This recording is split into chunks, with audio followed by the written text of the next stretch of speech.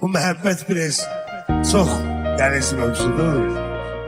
Tarix boyu məğlub olmayan sərkərdələri, uduzmayan şahları, bir dənə qızın baxışları çöktürür. Qocaldınsa cavanlaşmaq, xəyal etsən deyil mümkün. Yaş ötdükcə görürsən ki, nədir yanlış, nədir düzgün.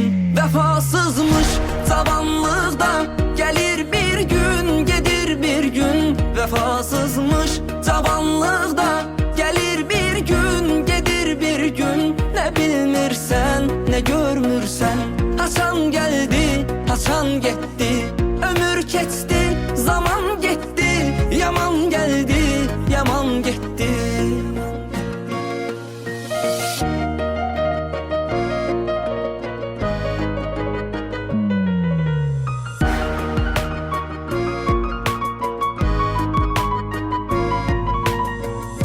Bu dünyanı seven kəslər qalar bir gün bu dünyasız.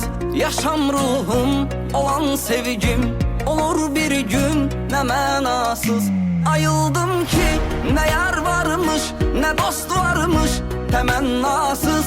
Ayıldım ki ne yar varmış, ne dost varmış, təmənnasız. Ömür keçdi, zaman getdi, yaman geldi, yaman getdi.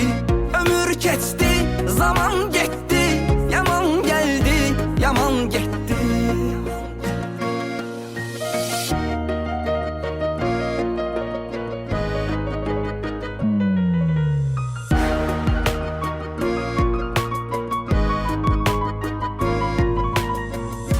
Məhəbbət ki eder təsir, yolun hər kəs azar dostlar.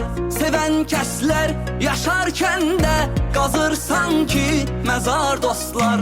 Ölərsəm mən bu həsrətdən, məzarımda yazar dostlar. Ölərsəm mən bu həsrətdən, məzarımda yazar dostlar. Məhəbbətdən yazan şair, cavan gəldi, cavan getdi.